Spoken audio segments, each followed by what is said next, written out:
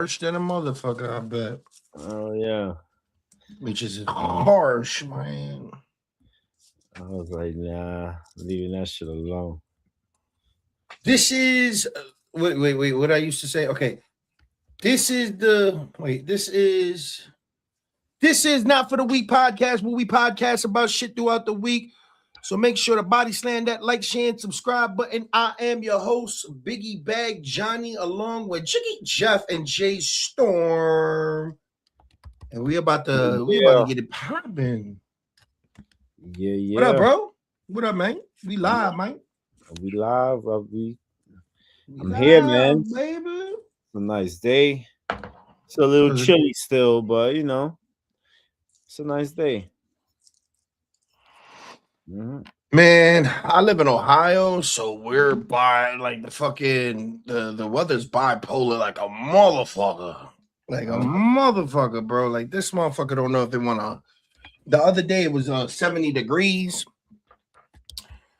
Then yesterday it was snowing. Today it was decent. Just trying to type on my captions here. Right. Vince Russo's in the building today. We waiting for him. He's in a meeting with Tony Khan and everything right now. Give me a second. I need a lighter. I need to smoke my spliff. Hold on. There's supposed to be lighters here. Yeah. Gotta smoke my spliff. So yeah, man. If you don't know, now you know we on the road to WrestleMania. We are interviewing an icon today. That word is gonna get thrown a lot around this month because we got a lot of iconic guests coming in. But this guy right here, bro, like that we're interviewing today, how hmm he invented Stone Cold Steve Austin. This dude made the Attitude Era, literally. Like he invented the Attitude Era. Oh no. Stone Cold, You know what I'm Mister saying? 316 himself. Yeah, you know what I'm saying?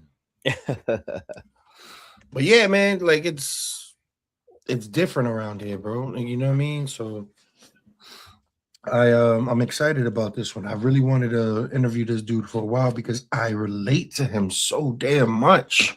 Mm, You know what I mean? So okay. like when they don't like you, they start telling lies. For sure. And I learned that this brother that we're gonna interview today has been lied on. Not saying everything is a lie, okay? Well, But I'm sure you have some really good questions for him then. nah, honestly, I'm not gonna lie. I have no questions for the man. Absolutely not. We're just gonna podcast with him today. I'm dead fucking serious. We are definitely gonna podcast today because new management moderating can support the channel as even more ways. Introducing, I don't have time for all that. How was your interview with Action Smash? Oh, it went good. It went real good. We're actually we're editing everything right now. I broke a laptop trying to fucking edit the shit. Like Oh my. I hate it. I hate it, bro. I hate the editing. Remember when I used to edit, bro? Like edit. Oh, I mean, gosh. I'm man. I used to edit when Final Cut Pro like first came out, bro. And that shit was it. It was fun. I just didn't like the whole process of like the rendering, and it would take so long. Pause. Like it take days and days in order to you to save like a 6 minute clip. You know what I'm saying? Just Yeah, crazy. yeah. I'm not. Yeah, I'm not really a fan, bro. I'm not gonna lie. Like I was doing it. I remember like telling you, like, yo, I'm like 24 hours like straight on these clips, and you like, yo, you gotta take a break. You can't be killing yourself. And I'm like, shut up, man. I'm doing this for the team. And you like, yo, but you can't be killing yourself. Nah, bro. But So dog, you probably remember when I did the like the team thriller. hold up. Yeah. Hold up. Oh my God. Listen, we have a very, very special guest. We talking about hate him or love him. You gotta respect him. This man, attitude era. He made your favorite moments in wrestling. He made some of questionable moments in wrestling, but you're always gonna remember him. This guy is Jim Cornette's biggest op, and we love it. Shouts out to the myth, the legend, ladies and gentlemen, Vince fucking Russo. What's going on, man? Wait a minute. I got one question off the top. Who let the riffraff in the room, bro? What am I dealing with here? This is the riffiest of the raffiest with Boro and Jay. What the heck is going on here, guys? Yeah, man. We from New York, the Bronx, New York. You know what I mean? 170 There you go. Yes. That's why I love you so much, man. I really was gonna do my homework. You know, I got all these pod star guests coming in. I'm doing my homework. I'm like, I don't really have to do my homework with him. Yeah, we don't need homework, bro. Let's first talk about the freaking hat on your head and what an embarrassment that is to New York. Let's talk about that. Wow.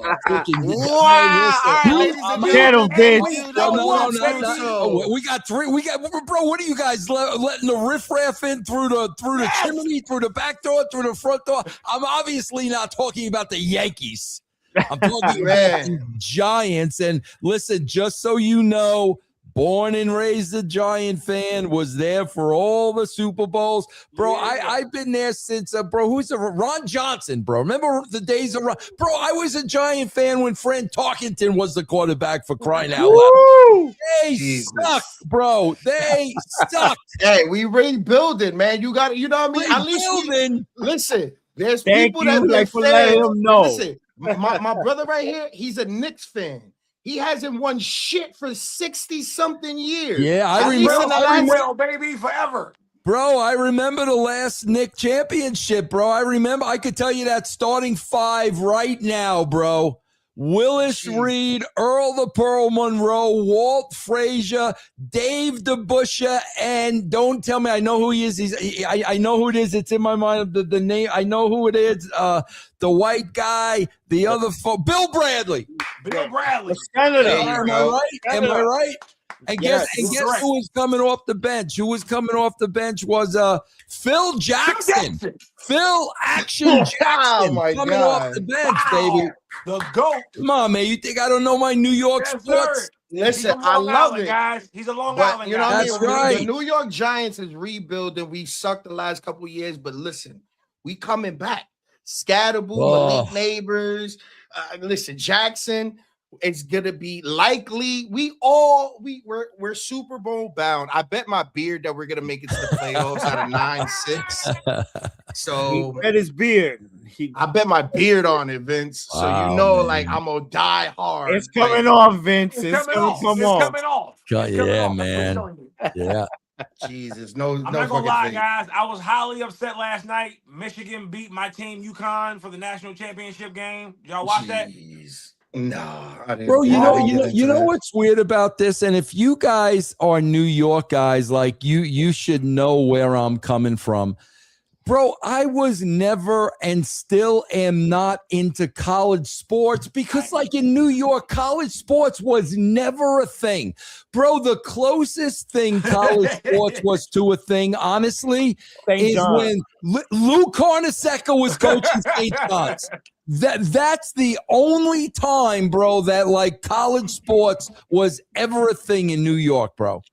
Yeah, I never followed college, but since we do a sports, this is like a sports media podcast, so we kind of like try to dip into like the starting five picks that's probably gonna come up. You know, we do our little due diligence, but yeah, like I guess it's a New York thing. I get it, guys. I get it. Yeah, but Jiggy Jeff right here, he's from Ohio, so you know the college thing is a little bit Yeah, oh my God, much different So than different. Ohio. Bro, I Forget just about love it. UConn has had Ray Allen and had Rip Hamilton. So from there, I was always been a fan since I was a kid. You know what I mean? And we finally got back here. So, and we lost. So it's all right, guys. Don't worry about it. We can move on. It's terrible. We lost. I was watching the Knicks and the Hawks. Okay. Of course you were. Of course you were. Of course. Of course you were. And which was a really good game too. Man, the Knicks, if the Knicks don't win it, man, they're never gonna get it, Vince. This year, I said it. If they don't do it this time, it'll never happen. Guys, you know what? Like, I swear to God, it drives me crazy. And you guys will appreciate this coming from New York. Bro, how can any New York franchise have a bad team for so long? Oh. You know what I mean? It's freaking New York, bro. Like, how does that happen? It's such an embarrassment to the freaking city, to the state. When you got a team that bad for so long, like, give me a break, man. I know. Nah, it's hard. It's tough to be a Jets fan. Oh my God, forget it. My man. dad is a Jets fan. I swear every year it's probably going to be his last because the Jets is going to give this man a heart attack. Yo. Yeah. It's horrible. It's horrible. I don't understand. There's too much money in New York for y'all to suck. That's what I'm saying. You know, but that's the thing. Like, you just have to be, when you're just from New York, it's a thing. Like, Jets will always sell some tickets because they're in New York. Like, it doesn't matter how bad they are. Bro, why is Boro? Yes, sir. Why is Jefferson half naked? Is there a reason why why he doesn't button up that jersey? Like, can somebody smarten me up over here? I just left the gym, Vince. All right, I'm sitting here, and I'm looking at this dude's chest, and I'm saying that better be a tattoo and not body hair. So listen, body hair or a tattoo, it's a bro? tattoo. Okay, thank God. I'm like, bro, that's that dude's body hair. I'm checking out of this show right now. Listen, so this man right here, he's an artist, an actor, podcaster, model, wrestling advocate. Listen, yeah, he's everything in one. So he just got out of the gym. He's feeling sexy. He's feeling, he's feeling powerful right now because we got a legend in the building. This is a light flex for us, especially as wrestling fans. What's the number on that jersey? It's not number 3, is it? Number 2, Jeter. Wow, Jeter. Very respectful. Can't go wrong with very Jeter, respectful. Man. No, you can't. Why are we not seeing you at Fanatics Fest? Just walking around. Fuck it. What's up, man? What do you mean? What? Like, I go to Fanatics Fest the last 2 years. I done ran into so many celebrities. I ran into the Busted Open podcast set. I ran into so many. When you say celebrities and then Busted Open, we're loosely using that word. Let's calm down. Let's calm down. Okay. The wrestling end of it, I'll give them celebrity status. The other yahoos on that network, no, bro, they're marks. They're not celebrities. They're marks. How dare you, Boro? My apologies. Yeah, Boro, what the fuck is wrong with you? I am so sorry. But, because I'm just waiting. Because you think about, right? You think about wrestling, right? How do you not think of Vince Russo? Like, as much as people want to be like, oh, he ruined it. How? They're doing what you did years ago. They're trying to glitz and glamour it on Netflix now and call it fucking unreal. My bottom line, and this is why if you've ever been or ever were a wrestling fan, you should kiss my big fat Italian New York ass, because I had one goal and one goal only. When I was writing the show, I was going to get as many people to watch it as possible. And the numbers we did during the Attitude Era will never, ever, ever see the light of day again. So don't call yourself a wrestling fan if the guy who brought more eyeballs to wrestling than anybody you're going to have a problem with. And don't call yourself a wrestling fan. Call yourself a mark. Yeah, talk that shit, Vince, man. Yeah, because you want to know why? Because Talk that Vince shit. and they like to, you know, like kind of like take away from you. Oh, well, the numbers now is kind of, Yeah, of you know, course. it's similar. Listen, he did this in the 90s. Yeah. When there was beepers and fucking actual fucking street phones, and that was your communication. Yeah, and people forget, people forget because they weren't around during that time. They forget. Bro, yes, there were VHS players and Betamax players, and yes, you could record the show during the Attitude Era. Those devices were available to record the show. Yeah. But still, it's so different. It's so different to be like you were on that level where they're trying to put themselves next to a machine like Netflix and say it's even or it's more or something like that. Like, no, it's not. It's not. It was a different time. And it's just like I'm so thankful for the fact that you gave me those times. Amen. And y'all got and it was a different time, Vince, because y'all got away with a lot of shit. Yeah, but you know what, bro? I think that I think that is really people's imaginations. Bro, I got to tell you, I go back to the era, bro, we did not do stuff that was that shocking and that risque. I think that has kind of been built up over the years. When I go back and I watch that show, I don't think there was anything that was really inappropriate on that show.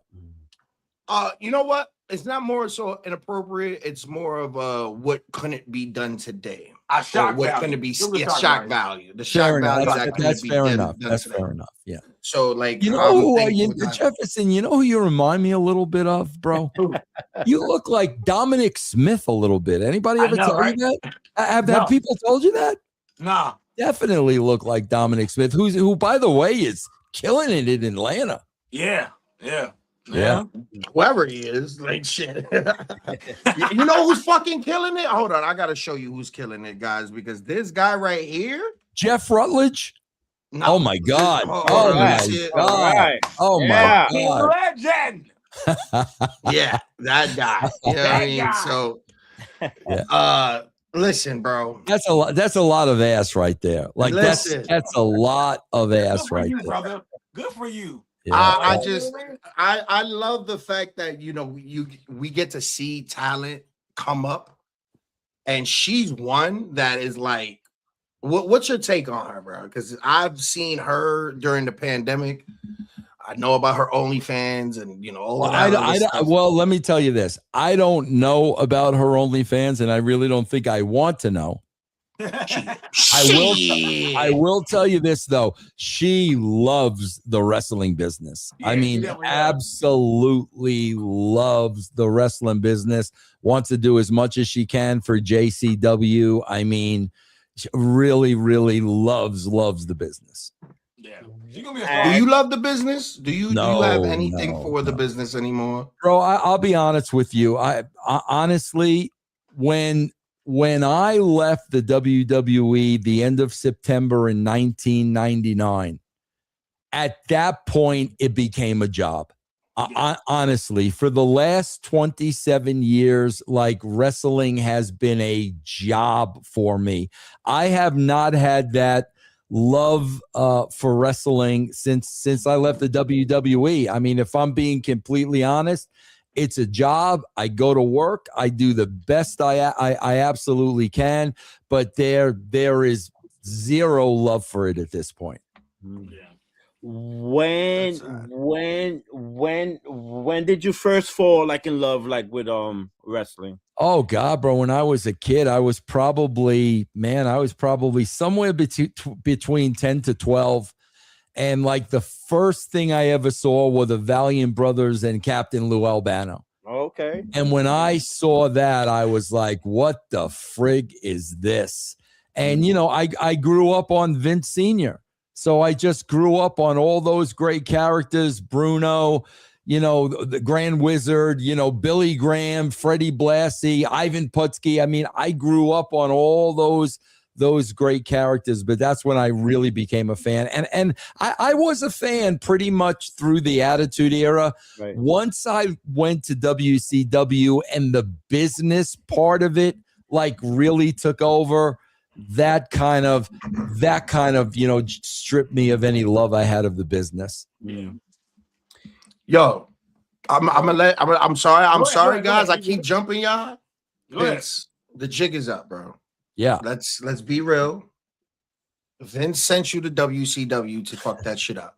Well, you know what people. I know what you're gonna say. I know what you're gonna say. The podcast. You check the views. That's what you got to do. All you got to do, bro. It was WCW. It's the same thing with fucking a shot in the dark. AEW's ratings is gonna go up just because. I'm not saying anything, but I know your work and I know sabotaging and I know where I don't give a fuck. I'm out. I'm getting paid either way. I'm out, bitches. Like, well, if I was sent there to sabotage, I did a really, really bad job because the first 3 months the numbers actually went up. And I don't think that would have been Vince's intention. You know what? I'm gonna play devil's advocate. I'm gonna say the ratings went up because they knew Vince Russo was there, so they're waiting for that Attitude Era to switch. Bro, I would agree with that, but they got it the first 3 months, bro. I just did an interview with Tony Khan. And bro, the reality with AEW was the first week on TBS, bro, they did 1.4 million viewers. Yeah. The next week they lost half of them. Yeah. So that number was over 3 months. So we were injecting the attitude into WCW and people were getting on board. So what do you feel was the downfall? Like, because I know personally dealing with so many egos and men that are just entitled to shit, especially in this era. I could just imagine in that era. What do you feel, or who do you feel was that moment? Or like bro, it was all politics, man. It was so political, man. As soon as I arrived on the scene, like it was just all about politics. That wasn't what I was dealing with at the WWE at all. And like you could just see it. The top guys dressed in one part of the building, the mid-carders dressed in a different part of the building.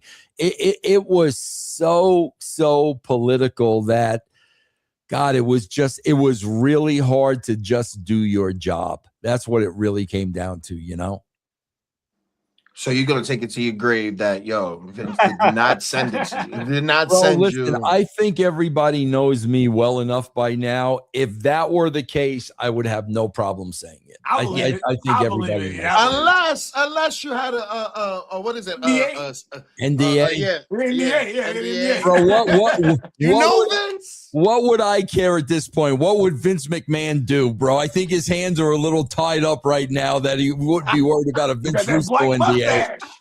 He dyed his mustache right now. The best. Oh my God. Go ahead, Jeff. All right. Well, I just had a question that's outside of wrestling. You went from basically being a controversial TV writer to an outspoken man of God and faith. What moment really forced you to realize, like, this is kind of like your calling, I guess, now in your life? Yeah, bro. It was, man, when I became a Christian, it was real hard to be in the wrestling business, man. Right. It was, and bro, to this day, I call wrestling the devil's playground. The devil is all over professional wrestling, guys. I mean, There's no question about it, which is really weird, Jefferson, because I struggle with this all the time because it is the devil's playground, guys. It is. There's no question about it. And bro, I ask God this all the time. Like, why did you put me in this business? Because all my strengths and what I do very well, like, I can write a wrestling show. I can produce a wrestling show. I can appear on a wrestling show. And I just always say to God, like, why of all the places to put me, why did you put me here? Because, bro, it's a if I had to do it all over again, I never, ever, ever would have got involved in the wrestling business. Never. Really? Bro, as a person in the entertainment business that feels the same way, I just had to ask you that shit because I'm like, I battle with that all the time. I'm like, Yep. I'm really fucking good at what I do. Like, I'm good at hosting, I'm good at acting, I'm good at. I make music for the WWE right now. I make like music for them. I'm like, bro, but I also feel convicted sometimes. Like, you know, man, I know I'm serving the fucking devil. You know what I mean? I know, bro. I hear you. It is hard. The only advice I would give you, bro, is like, you know, whatever I try to do, whenever I show up for work, whatever the case may be, I just try to be a good person because, you know, bro, you know, if you are a Christian, they're supposed to see God through you. Amen. So I was never a part of it. I was never a part of that world. I always felt like an outsider. And I just hope people can see God through me, that I don't fall into that cutthroat backstabbing wrestling game. That's not what I do, man. I respect it, brother. I appreciate that for real. Yeah. I just know, like, I'm because I was Vince. I followed your blueprint. I was a battle rapper for Ohio, and I was a champion for 2 years because I followed your blueprint. I knew how to take the heel and make the bad guy the guy that wants to be beaten. Like I created characters and did that with rap. You know what I mean? And it was like, I'm one of the most genuine. Me and Jeff has this conversation every other day. I'm one of the most genuine people in the world. But those crabs in the bucket and those evil spirits and everything, they made me the bad guy. Yeah. They made me the problem. When I'm creating lanes and opportunities for these people in a place that is lanes and opportunities don't exist. Youngstown, Ohio it's a very horrible place, especially to want to be successful. You know, I mean, the Bible, I don't mean to get all biblical, but the Bible makes it crystal clear. If you're supporting God and you're wearing God's colors, bro, they're coming for you. Yes, sir. They're coming for you. I mean, the Bible makes it crystal clear, tells you to put on the body of armor because they're coming, and they came. They still come. They still come in the wrestling business, man. And that makes sense of why they tried to make him the outcast, though. That makes sense of why, like, they would steal his ideas. Yep. And say, well, Vince is the guy fucking it up. But they would steal his ideas and take the credit. Yeah. That's what the devil does. He can't make a real version.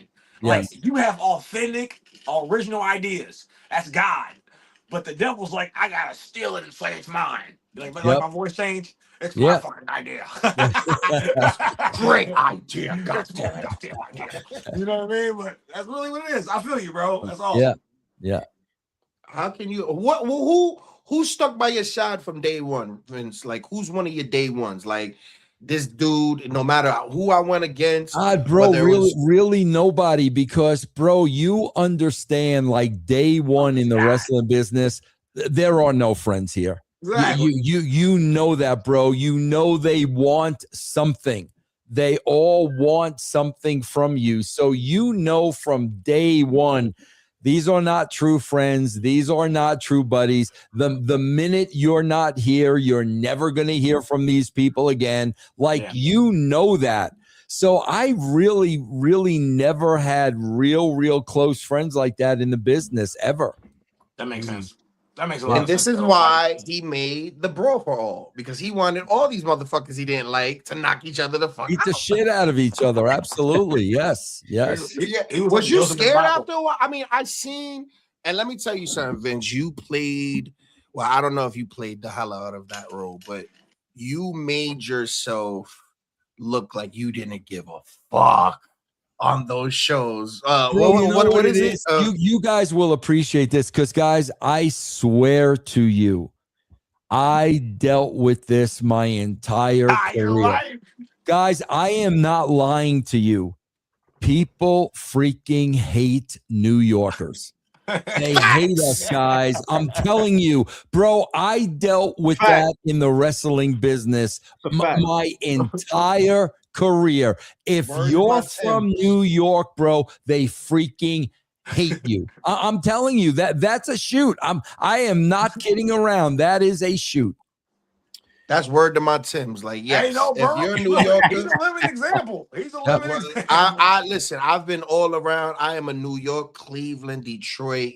They're mad because I'm cultured, Vince. I'm everywhere, all right? And everywhere I go, I get hated on. Even by my New Yorkers, because now I still got my accent after all these years, and you don't. So God forbid you've got the accent, bro. You're done. Like, the people hate New Yorkers, man.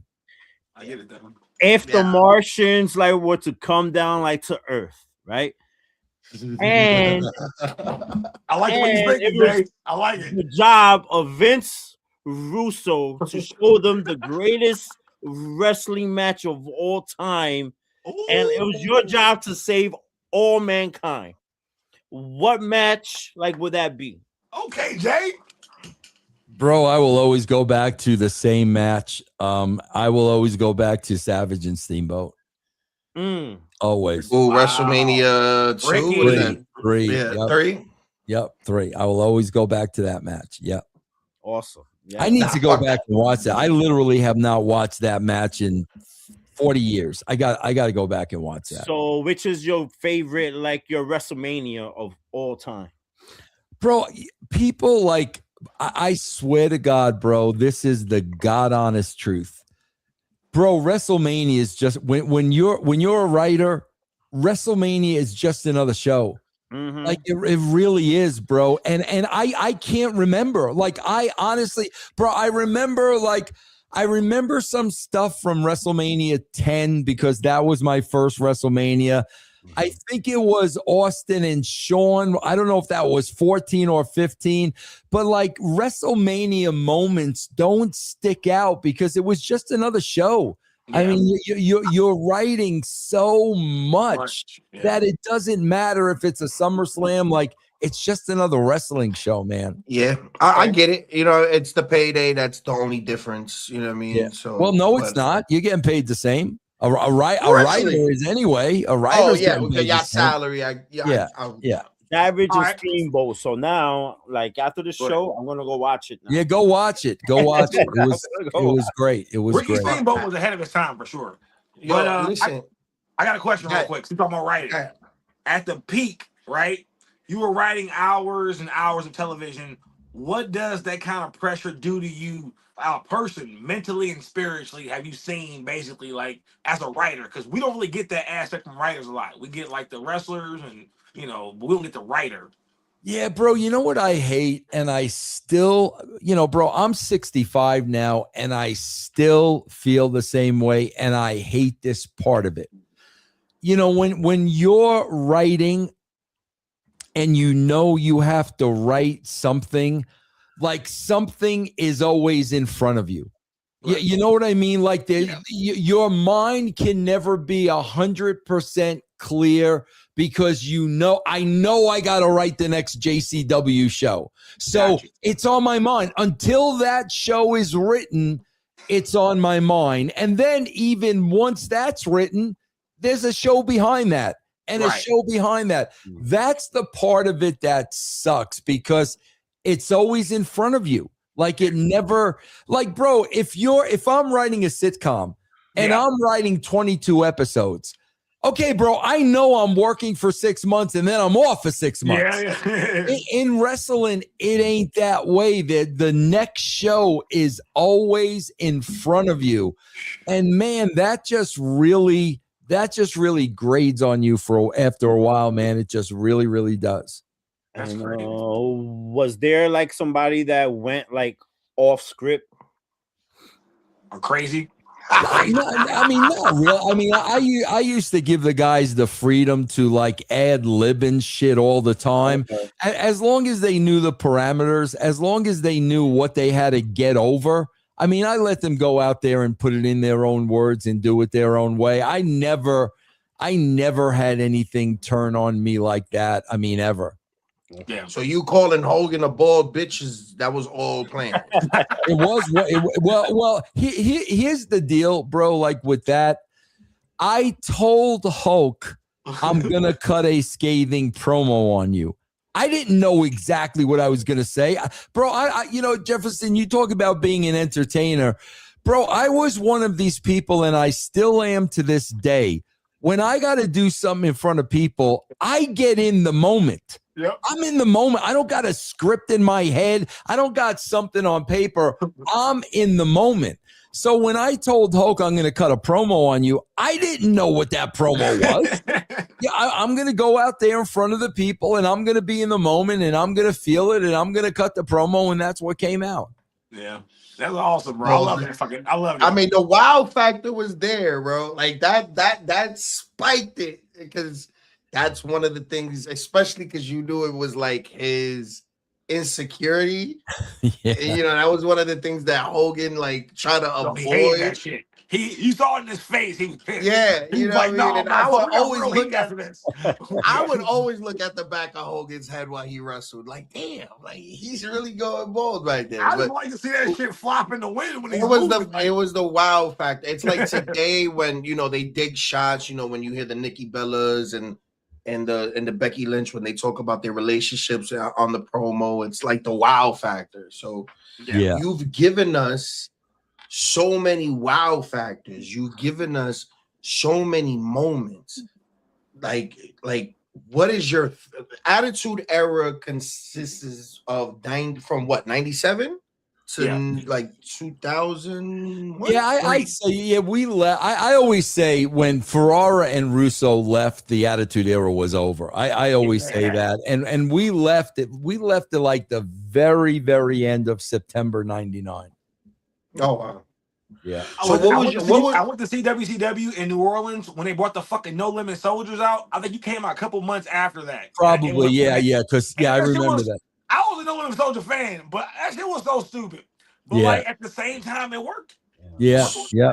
So for our viewers that don't know, right, that's not wrestling fans, let them know that you created Stone Cold Steve Austin. Well, I wouldn't say that. I really wouldn't.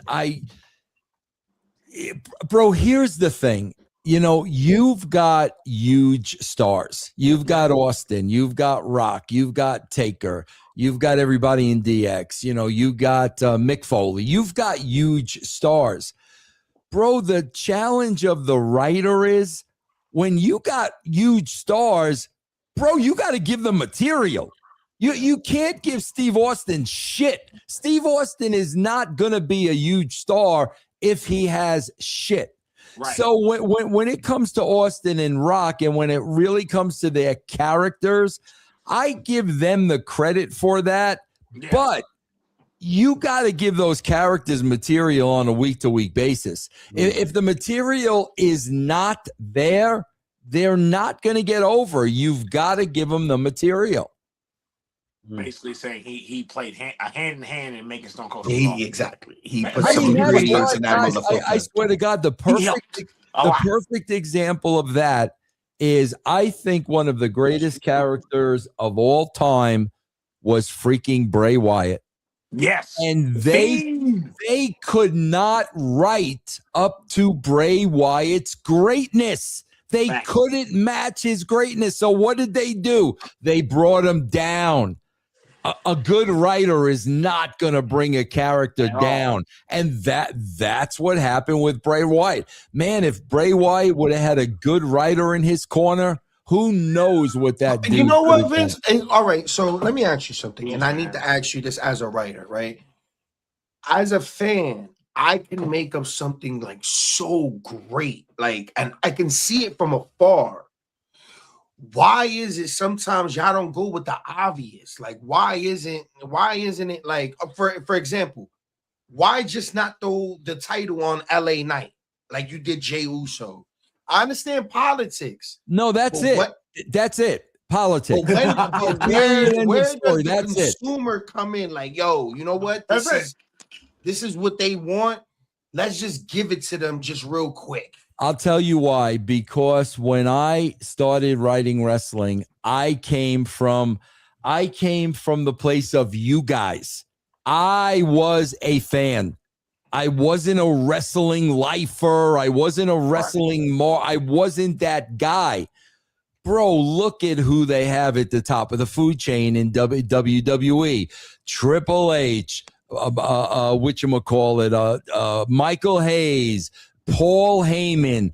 Bro, it's all politics. It's all freaking politics. Somebody told me a current talent at the WWE told me Triple H makes no bones about it. He doesn't like LA Knight. And he openly makes fun of and pokes fun of LA Knight. Now you ask yourself the question, why? Well, probably because he's jealous of him. Like, let's start there. But when you're watching wrestling and you're like, why isn't this guy getting pushed? Why is Sami Zayn a 10-time freaking champion and I can probably take him? Bro, that's all politics. That's 1,000% politics, bro. He's not lying, bro. I worked in catering for the WWE once, and that motherfucker is literally like here.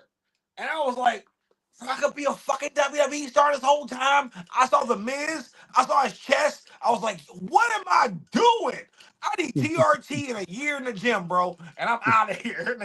What are you talking about? No, I get it, though. Yeah. You guys actually had real stars. You guys were making a real brand. They're trying to, like, fucking, like, let's take from Stone Cold and put it with this guy, put it with that guy. We're going to put it in a blender, call it LA Knight. And I'm like, all right. Everybody's like that. Yeah. Who's your Mount Rushmore of wrestling? Oh, man, bro, that is so hard. I mean, Hogan definitely has to be at the front of that. Okay. I mean, what Hogan did for the wrestling business, nobody else even came close. Savage will always be my guy. He will always be my guy. So I would put him on there. Man, bro, I would have to look at Rock and Austin as equals. You know, I'd really have to look at them as equals. So probably those four. Wow. Do you understand how dope it is to be on a podcast with the man that has the hand into a lot of the storylines that we go through? Like Rock and Austin, their storylines and the attitude is what made them the superstars that they were. Like the ingredients you gave us was the reason. So everybody's Rushmore has an Austin, has a Rock, has a somebody from that era, bro. And like, don't you feel some type of like proud, or is it like one of those things where it's just like, I guess, I mean, I'm not really gonna get my real flowers until bro, I swear, man, man. I don't, because I don't care. Like I need my flowers from my family. I need my wife to say I was married to a great man. I need my kids to say, man, my father, bringing us up. My dad's 95 years old. I talk with him on the phone every day. Bro, that's the shit that's important. Writing all those shows, bro, honestly, it was just a job. It was, it paid the bills. Like, that's how I looked at it. Bro, what I take the most pride in out of everything else is, bro, nobody in the history of the wrestling business worked harder than I did. I did it the right way. There was no politics. There was no backstabbing. There was none of that bullshit. Every freaking company I worked for, bro, I'm going to outwork you while you're freaking sleeping. Amen. While you're out partying, I'm freaking working, bro. And that's what I'm most proud of. Probably my work ethic more than anything else. That's awesome, man. What you think about Dennis Rodman being inducted into the WWE Hall of Fame. Bro, listen, if you look at every year of who's inducted, there's like, there's the itinerary, bro. We need a woman, we need the black guy, we need and Dennis, they needed a black guy. Dennis Rodman was the black guy this year. And bro, that Hall of Fame is just it's a joke. I mean at this point, anybody who looks at that seriously, like it's such a joke. I mean, I could have got a D'Lo Brown. Yeah, I could have got a Ron Simmons by himself. I would put Ahmed Johnson in there. Ahmed Johnson. That will never happen, bro. Yeah, I mean, bro, it's funny. Everybody hated Ahmed. And I got along with Ahmed great. Like, I never, ever had a problem with Ahmed, but oh my God, did they hate that dude in the locker room. Listen, I don't understand how anybody can hate you. Like, I will punch anybody in the New York, bro. New York. I'm from New York. About Russo. Exactly. It's a problem. Listen, I went to sleep listening to Jim Cornette for 2 years straight. I love Jim Cornette. I love when he talks shit about you. I'm not gonna lie, because he's ready to pop a fucking vein. Say Russo's name loud enough around Cornette. God damn it! And Jesus. But listen, I will punch somebody square in the fucking face. Wow. And just because it's like, yo, I respect you as a man. Just to say that you walked away from Vince, fuck you. You don't want to. I'm the shit that I've done for you, and all I ask is to be closer to my family or more days with my family. You say no, fuck you. I'm gonna get a better job, pays less, do the shit, do my job, and be closer with my family. And after all the fucking fame, because you was a fucking great looking guy back in the days. Oh my God, bro! Like, great. And listen, back in the days, right now, the salt and pepper. Bro, come on, look at the hair. Look, bro, look. Relax. Hey, Chef Kiss, you look. Come on, man. Look at that. 5, man. It's great. You look. Meanwhile, bro, have you looked at how far back Jim Cornette's hairline is, bro? You could take out an ad on Jim Cornette's forehead, bro. Like, seriously, look at this. Come on. Just the way everything, man, God has blessed you because, you stood by a lot of morals and things that people would have sold their soul for. And they want to get shit. Bro, when Vince McMahon, I swear to God, when Vince McMahon said, why don't you hire a nanny to watch your kids? Bro, I swear to you, 99% of the people he would have said that to would have hired a nanny. I swear to you, 99% would have had a nanny the next day, bro. Let's be real. Vince is the Diddy of the wrestling, right? I mean, he would tell dudes, he really go shake your ass and kiss my ass in front of everybody. Go be a slut for me. And you know what I mean? He'll put his little Easter eggs in there and shit like that. And go be that, go bark for me and shit like that. And they did it. And they did it. And those are the people that are, like you said, they politics and they're in the Hall of Fame. They get to come back whenever the fuck they want. They get to skip the line. Hey, I want a title shot just because I look at, the title shots. And if you guys really knew, like, seriously, man, if you knew the level of politics involved, like you and I guys like you, man, I swear to God, because of all my years in wrestling, I'm a big baseball guy. Like that's my sport. And I'm like, man, I hope and pray that the level of politics I dealt with is not in professional sports. And here's why I know it's not. Here's why I know it's not. Because, bro, professional sports is all about winning and losing. You're putting the best team on the field, whether you like them or not, because it's all about winning. Winning is where the money is. So at the end of the day, the best players are going to be on the field.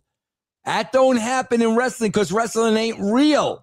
So it's all freaking political, bro. And if you guys really knew that side of it, God, bro, you would have zero respect for the wrestling business. To be honest, I have a lot more respect for you because Like your whole journey and like is amazing. Because like I said, now it makes sense of why you were the outcast because Right. of your actual masculinity and internal purpose. Like I'm not about to just take this shit lying down. All right. So with that being said, a lot of men feel lost today, no direction, no mission. Based on your journey, what would you tell men that they're actually missing right now? If you like, help us out with this purpose to be like that. Yeah, bro, I am such a firm believer without a shadow of a doubt. Bro, I'm a very logical guy. And I am a believer in God. So let's look at this logically. The great, powerful, all everything, almighty God is not going to create you for the hell of it. He's going to create you because there's something he needs you to do that only you can do.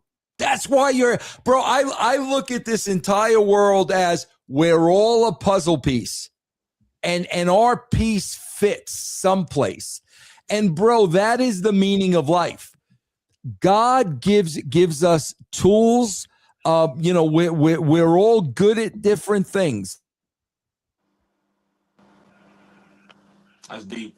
They're giving us, there's something he wants us to do with them.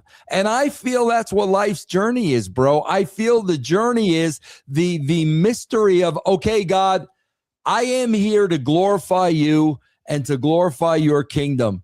What is it that you want me to do? Amen. Why did you create me? Why did you give me these gifts? What is it that you want me to do? Because once you figure that out, you're going to have peace for the rest of your life. But that's the journey, bro. That journey goes on throughout your entire life. You the man, Vince, bro. Yo, word. He's like speaking to me, bro. Like, you the man, bro. I'm tell you. I've been so many. Listen, bro, it's the truth. I've been to a lot of WrestleCons. I spoke to a lot of guys, Vince, and you've been by far the best conversation, and it's just real. The New York energy, just bro, like I fuck with you, bro. Like I said, we love you here, man. Much respect as a fucking man, and just bro, that's the everything thing that you do, bro. man. Let me sum this up for you, because here's why people hate New Yorkers. This is why, and I've dealt with this my entire life, especially in the wrestling business. People hate New Yorkers because we're honest. When you're living in a world of backstabbers and liars and cheaters and con men, the last thing they want to deal with is the truth, because the truth is always going to expose them. And that's why New Yorkers are hated so much, because we only know one way. If we got an issue and we got a problem, we're going to tell you right to your face. Whether we're right, wrong, or we ain't going behind your back, we ain't backstabbing you, we ain't plotting, we're coming right to your face and we're telling you that. Unfortunately, bro, literally 90% of this world cannot handle that. So if they can't handle that, guess what? You're the problem. You're the problem, not the 90%. That's why I say fuck them all. You're the problem. Exactly, bro. Because the truth, there's nothing more important than your integrity. And you have no integrity without the truth, bro. You have no integrity without the truth. Yeah, absolutely. I totally agree. I want to let you know. Russo, what are you talking about, totally man? Agree. For president. Bro. Mic drop. Vince Russo, I want to let you know, fuck what everybody else. I know it really doesn't mean nothing, but I want to let you know I'm glad that at 65 years old, you here to smell these motherfucking flowers for that shit, that manure that they threw all over you all these years. That motherfucker grew into flowers that I'm so glad you're here to smell. You're amazing, that bro. You're here to, like, one day they're going to look back and understand that you are the fucking man, bro. You know what I mean? And just this conversation with you, you've hit so many, pinpoints and you spoke to my soul, and I feel like I relate to you as a man, and I have so much respect for you. And I just want to give you your flowers here from this great crew of mine and this podcast that we're building. You're one of the greatest fucking of all time, but Hey Vince, one of the greatest guests we I'm ever gonna had. let you know that Burrow, he don't compliment nobody. At all. No. He can't stop. He can't. Burrow does not give love to nobody. So you take that, bro. Hey, Jake, you see this shit right now, Mike? I'm just letting you know. Here's the thing, bro. This is the thing I tell everybody, bro. There is so much in your life that you cannot control. You've got zero control over it, bro. You got control over one thing, bro. You freaking wake up every single morning, and every single morning you say to yourself, you look in that mirror and you say, you know what? Today I am going to be the best version of me. And you be the best you can be on an everyday basis. Bro, that's all that matters. Everything else you cannot control. All you can control is you. That's it. Thanks. He's just full of one-liners on this one. We're going to have clips for days. Dalai Lama, bro. Dalai Lama. Oh, my God. Yeah. Yeah, Vince, man. But are you going to enjoy Vegas? I seen you just got booked for WrestleCon. Well, yeah, bro. I got WrestleCon the day of the 17th. And then at midnight, bro, we got a JCW show. And, Violent J booked the show. And, oh, my God, bro, he's got a star-studded lineup from top to bottom. And then after that, we got a couple of days of TV. I think we're in L.A., and then we got to go to Arizona. So it's going to be a busy couple of days, man. Hey, I got a question. Don't you get to play softball for the first time tomorrow? Yeah, bro. Tomorrow, man. I have not played softball, guys, in 25 years, and I miss it so much. And I said, you know what, bro? Screw it. I'm getting out there. I'm gonna get out there and see what happens. Yes, stretch. Gotta do a stretch. Yes. Do a little stretching tonight. You know what I mean? Yes, I know. I'm 36, so I work for FedEx. I feel 65. Yeah, I can imagine. Yeah, I can imagine. Yeah. I don't know what your 65 feel like, Russo, but mine feels like shit, bro. So we'll see what happens, man. Man, just be safe out there. Anybody else got anything for Russo before you get out of here, man? Other than thank you, brother. That's about it. Yeah, man. Yeah, hey, Russo, thank you guys. It was great. Thank you guys for having me. I appreciate it, man. Is there any way that we could get a not for the week shout out, man? What do you need me to do? Just do your little thing, man. Whatever you want to do. Just subscribe to Not for the Week podcast, or come. Yeah, well, listen. Let's be honest, bro. It's called Not for the Week. So it's not for everybody, bro. It's not for the week. And what that means is you got a New York crew here, bro. And like I said earlier, bro, if you can't take the truth, man, if you can't handle the truth, bro, if you want anything sugar-coated, do not come here, bro. Do not come here, because here you're going to get the truth and nothing but the truth. Love you, Russo. I love you, Russo. New York, stand up. Yeah, all day, man. Listen, we're gonna bring you back. We're gonna definitely bring you back when the Giants go to the playoffs. Oh, please! We're gonna bring you back when the Knicks. The football Giants. Wait a minute. Did you just say you're gonna bring me back when the football Giants get to the playoffs? Russo, don't piss me off. Okay, I'll see you around. I'll see you around. We're gonna be at the playoffs. Bro. I bet my beard on it. We're gonna go. I'll see you around 2040, man. Come on, Russo. Come on, man. All right, guys. Thanks for having me, you guys. I appreciate it. All right, man. You be safe, man. Enjoy Vegas. Care, God bless, man. Take care. Yes, sir. Yes, sir. Bye. That was amazing. That was amazing. That was so cool. That was dope. I had Vince Russo on my fucking podcast. That was what's up. There you go. And he was dropping fucking gems. Bars. He was dropping bars, bro. Dropping bars, brother. Why Jiggy left?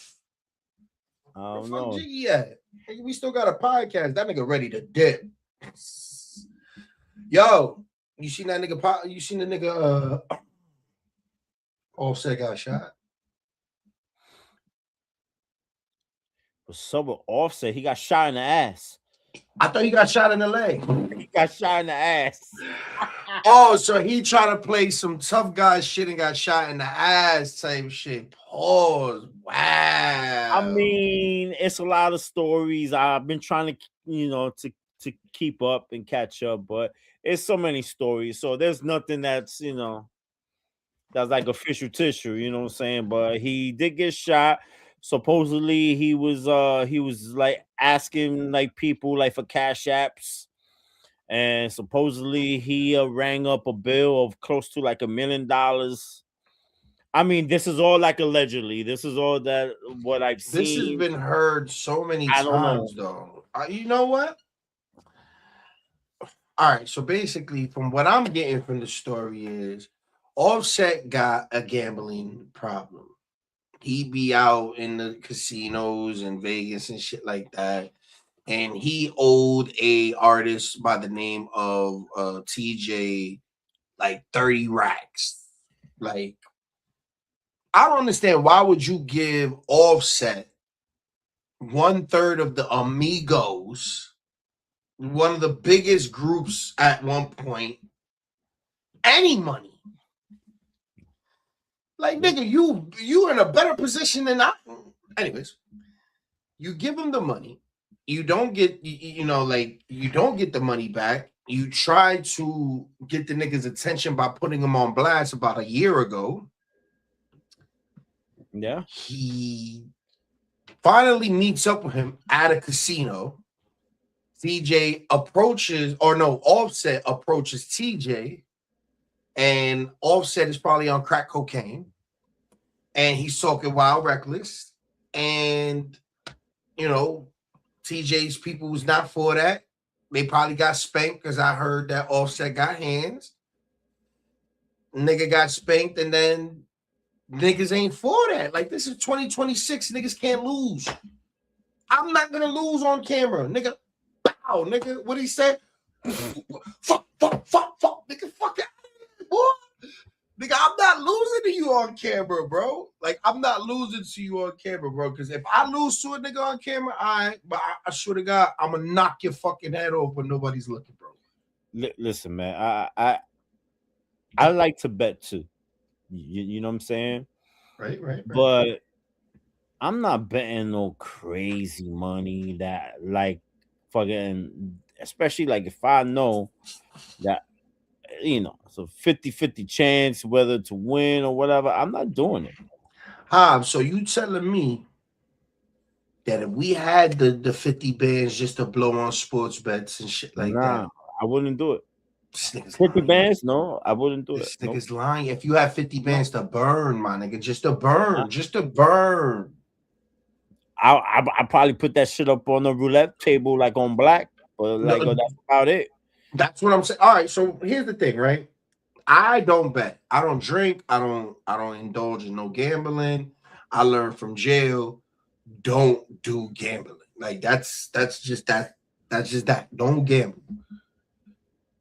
But if I would gamble, and I gamble big, say I put like 10 bands down on a blackjack, or I spend 10 bands, I lose that 10 bands, I will never gamble again.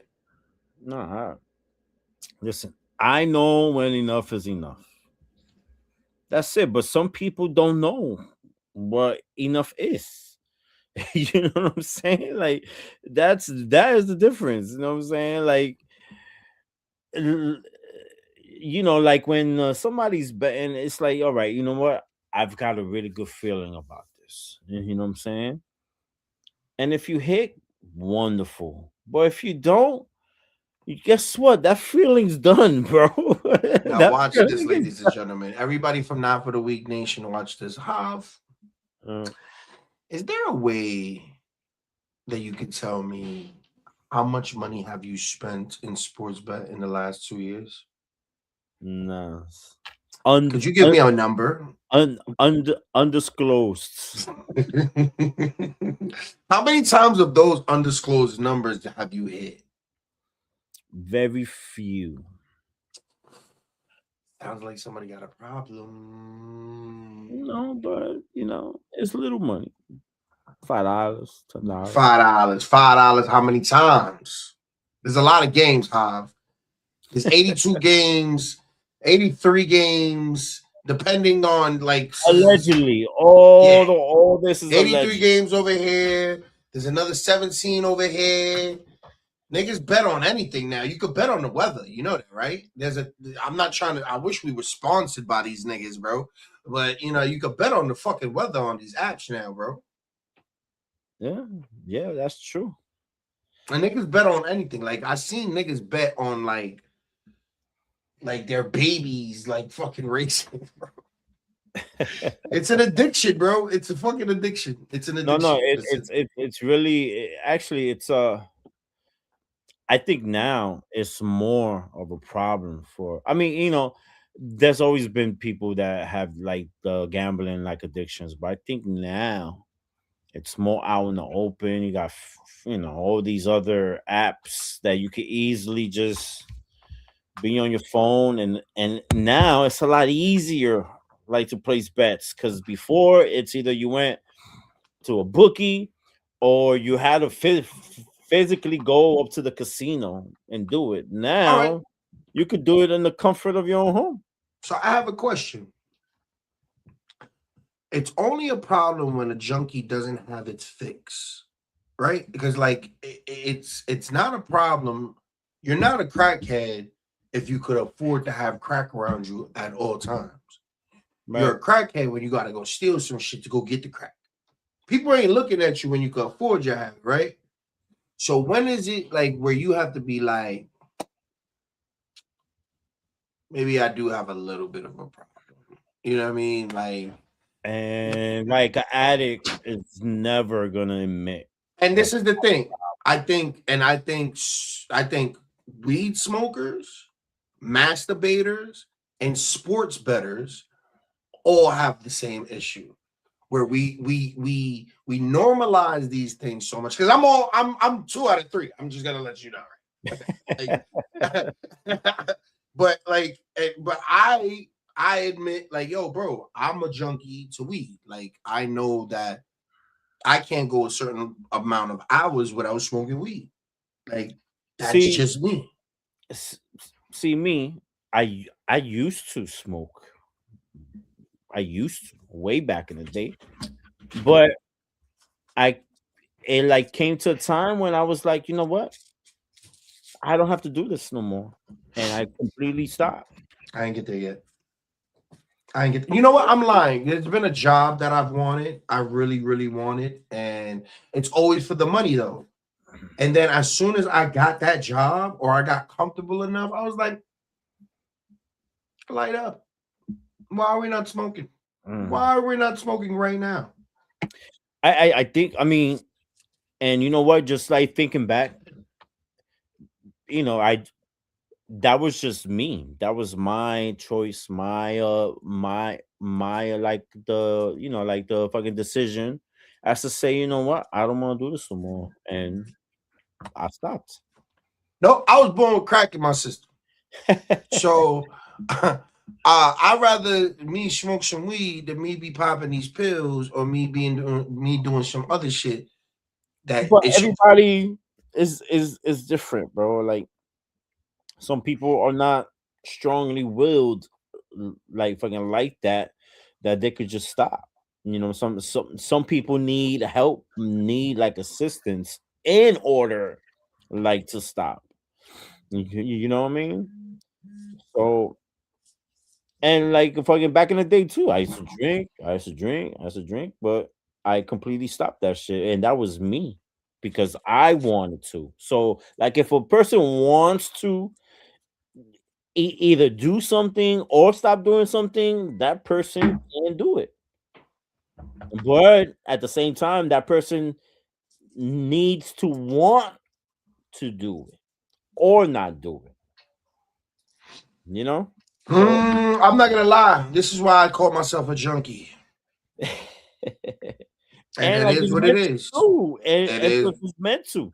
You know what I'm It's saying? meant Like to, if but you feel that way, then that's what you are. But if here's you where I don't feel keep that it way, real with myself because you know when I was on parole, I had my life depended on not smoking weed, and I couldn't do it.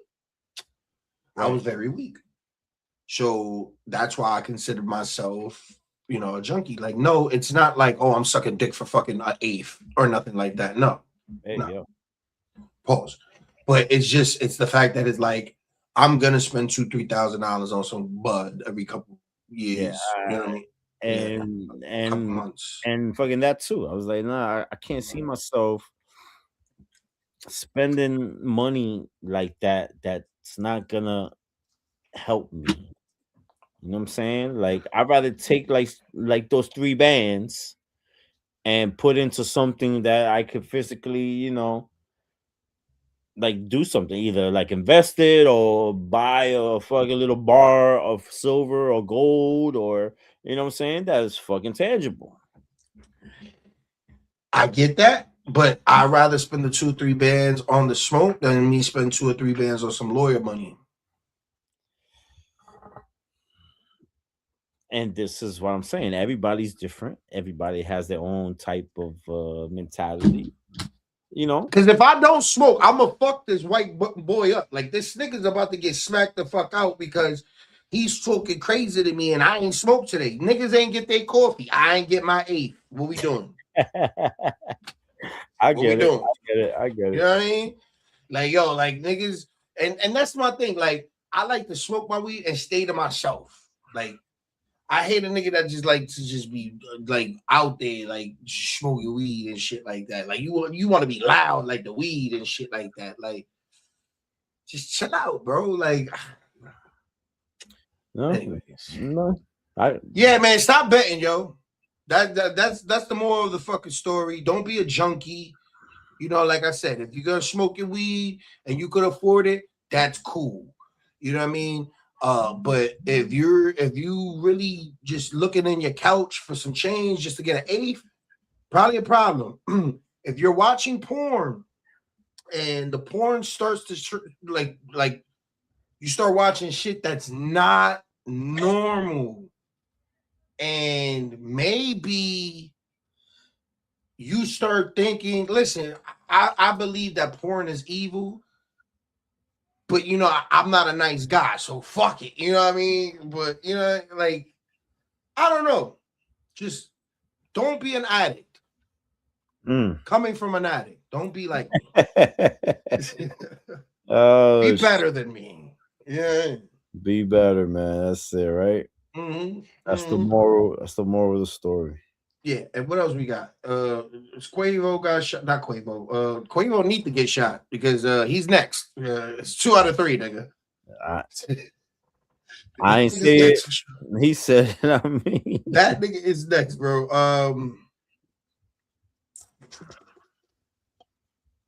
What is next? Who is Yo, I got a question for you. yeah. What's up? Would you sit down? I don't want to say any names because then that could bring up a lot of old drama, and we're not really on that right now. Mm-hmm. Would you sit down with a nigga that I fought back in the days, bro? Or that slanders my name? Would you sit down and have a conversation or sit down on a podcast with a man that slanders my name? All right. At this moment in my life, I don't have issues or beef with nobody. You know what I'm saying? I'm loyal to those that are loyal, like to me. I've always been that way. If you show me love, I'm gonna show you love. You know what I'm saying? Now, if you physically and tell me, have I would rather you not mess with this person or or or speak to them. Well, then I'm respecting what you're telling me. You know what I'm saying? Now, if I have a relationship with that other person, then I don't know. But like if you tell me, yo, Hav, like I don't want you to fuck with this person, and because they did this and this and that, then I won't do it. You know what I'm saying? I've never been that type of nigga. I've never No. listened. Did you hear what you just said, bro? Listen to. First of all, I've never been the type of nigga to be like, nah, you can't be friends with him because you're my friend. First of Well, all, I've I've never said that fucking neither. You know what I'm saying? Because I've been through a lot of type of fucking situations with some dudes that have done me dirty, but I see some dudes that are around me that like mess with them. You know what I'm saying? And I right. never once said, yo, that nigga he fucking did me dirty or whatever, because I keep all that shit to myself and like I handle my own business. Right. You know what I mean? Because I never ever try to put like anybody into my business like that. You know what I mean? Because I like to handle shit on my own. I don't need no crew. I don't need no posse. I don't need none of that. If I ever had a problem with somebody, I handled like the situation. You know what I mean? I've always been that way. Yeah, I Mhm. mean, I've But been I've been in situations have out here where it's like, because you are always you are showed me brotherhood even when it was like weird with yeah, certain guys. It was always like you had your certain solid pieces of right. brotherhood in every circle. Hmm. So I've always known real brotherhood.